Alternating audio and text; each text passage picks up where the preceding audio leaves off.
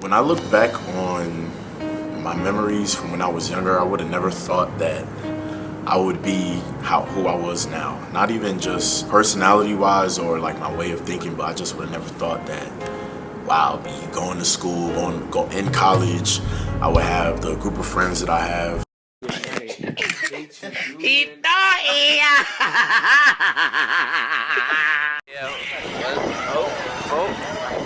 You like that? You like that close up? That's what we doing over here. Yo. People there. Wow. Dominican.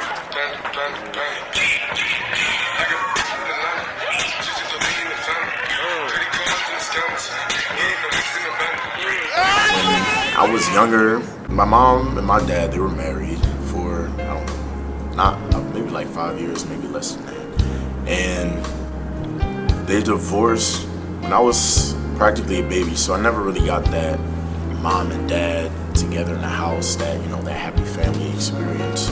That kind of made me think like, am I going to turn out as well as some of my other friends who still have their parents in their life? Am I going to be somebody who is a failure? Am I going to be lost? So those thoughts definitely pushed me to become somebody that didn't like to depend on anybody, didn't like to have to rely on anybody for everything. I just like to be able to do things the way I wanted them to be done and never have to say, can you please do this for me at all the time. That just pushed me. In terms of my family, I would definitely say that they're a crazy group of people.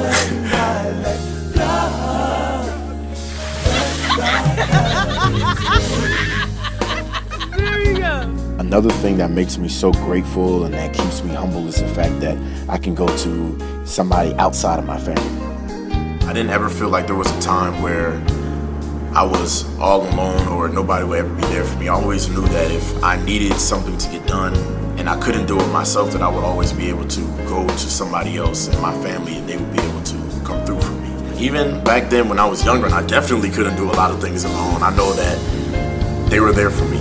My mom definitely was somebody that was no tolerance. She didn't play.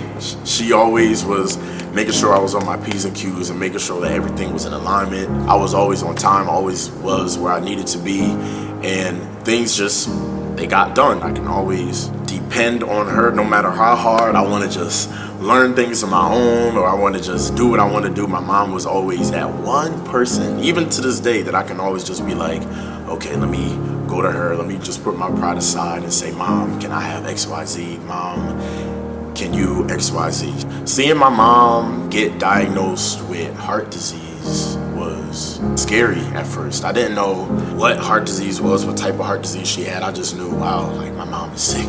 I found out my mom had heart disease maybe when I was 15. I didn't know, like, is my mom gonna die? Is she going to be on like permanent disability? Is she still going to be able to work? How is my life going to be? Because my mom is my number one. She's my support system. So I didn't never think that the strongest person you know wouldn't be there for you anymore. That's just something that is just too surreal for me. So I just am more mindful of the moments that I do have with her, even though sometimes I may be a pain in the ass or I won't want to be around her, whether she just annoying me or I'm annoying her. I just try to always keep in mind that life is short. Things happen out of your control unexpectedly, and my views on that is it's up to us while we're still living life to make sure that we make the most of our life and we create the memories that we want to have when we die.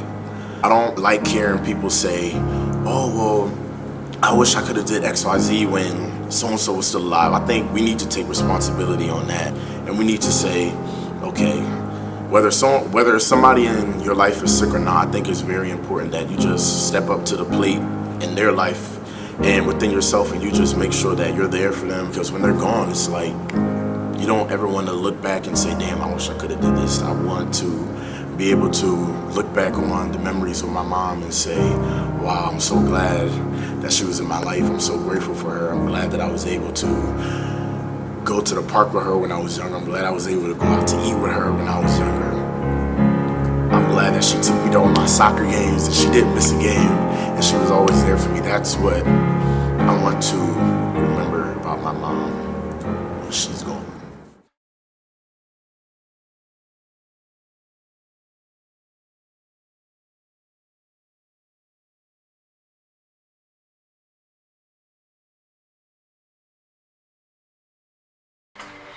Did you just videotape me? Yeah. Can you unvideotape me, please? Please. Where are we going today? Oh. Can you call your grandmother and tell her to be ready? Yes. And take me off that video? Okay. I love my grandparents. I am blessed by the Most High that I was able to experience life with my grandparents on my mom's side and my dad's side. Even though they're the age that the typical grandparent would be, they're still alive and doing well. My parents, grandparents, they were both like right here. Mother's Day so far was fine. I went to church, heard a good sermon, Okay. and now I'm on my way to my daughter's house for some good eats and laughter and TV and movies. Relaxation. And enjoy my grandson since he's home from college. Okay. And I'm going to relax, have me a glass of wine. Or two. Okay. Or three. Okay. Oh, well, I can't have No more than three. 3. And just enjoy the rest of the day. Okay. Because I'm blessed by the best. And I do have a father, as Pastor said, and he takes care of me every day. Every day. Every day. It's been times where I went and I asked to spend a night over there or go over there after school, and my mom, I would hear her on the phone before I go. When Julian goes over there, he's on punishment. Make sure he doesn't watch TV, make sure he doesn't do X, Y, Z. But as soon as I stepped foot in the door, it was over. And I was smart enough not to snitch or tell on myself. So thankfully, my grandparents, they held it down for me and they were loyal. When I was in school, it wasn't really as easy breezy as I probably perceived it to outsiders to be. Even outside of school, I was always bullied, I was always made fun of. It wasn't physical bullying, it was always verbal and like emotional bullying. People used to say whatever they wanted to me and I would just take it, or most of the time I would never say anything back because I'm not like quick at the mouth like I am now. But back then I would just be like, damn, or I just wouldn't say anything, or I would just cry in front of everybody. I wasn't that strong, and it was baggage on my life because ultimately, even to this day, I still think of what people used to say to me when I was younger, and I'm still self-conscious about it, or I don't like drawing attention to it, and I hate when other people draw attention to it. Thankfully now, some of the things that I was made fun of for when I was younger are embraced in today's society, I would say. I just came and I just glowed up, as one would say, and I just ultimately and I just became who I am, and who I am is liked by many, and for those who don't like for those who don't like, they're pretty much quiet, and if they don't like it and they feel the need, or they think that I care enough for them to share it with me, that's cute. It's still not gonna affect me either way. I love my friends. My friends now that I have definitely motivate me and push me, and they add value to my life. And I feel that if you are in a friendship with somebody and they don't make you a better you, they don't motivate you, they don't push you, or they don't give you tough love, then ultimately I don't really see them as a friend. I see them just more as a acquaintance or somebody that you're just cool with. Hey, you! Yeah. My friends now are very well-rounded. I feel that they all have goals, and majority of them don't sit on their ass and look for handouts, or don't have any type of motivation. They have drive. They know what they want in life, and they know the steps to get there. And that's the type of people that I want to be around, because I don't always have my steps in order. I don't always know the answers to everything. So if I have people from different backgrounds, even people with different sexual orientations or just different thoughts, and philosophical ideas on life pouring into me, I feel that it can make me a better me.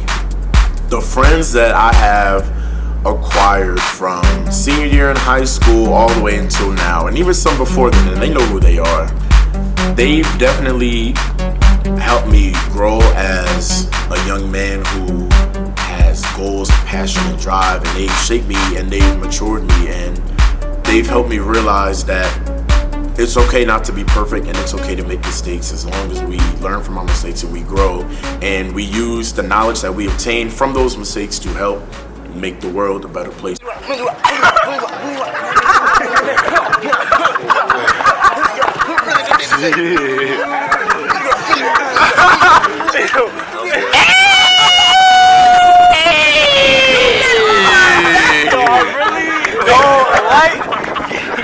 I think she won though. Yeah, she did. So my last 2 years of being a teenager were very quick, I would say. Everything happened so fast. I was 18, I graduated high school. Definitely makes me realize how old I am, man. Now I'm 20. Wow, it feels so weird to say I'm 20. I feel like I have to process it over and over in my mind for me to actually realize, like, damn, I'm getting old out here. It has its pros and cons. The cons definitely becoming more independent in aspects that you don't want to be independent in.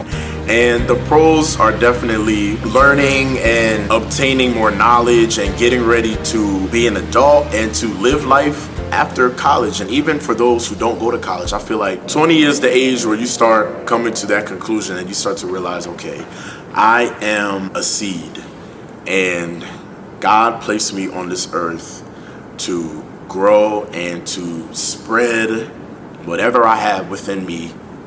And once I do that, I die, and whatever I left on this earth, whether it's just a stump, whether it's just I don't know, whether it's some type of mark you leave on this earth, you know that you've done what you needed to do in life. You've helped who you needed to help. You achieved everything that you thought you would achieve, and you made the mistakes that you never thought you would make, or you made the mistakes where you're like, damn, I thought that I really could do that. No matter what it is, I feel like we are all seeds and we have storms in our life, and rain only matters to those who have seed in the ground.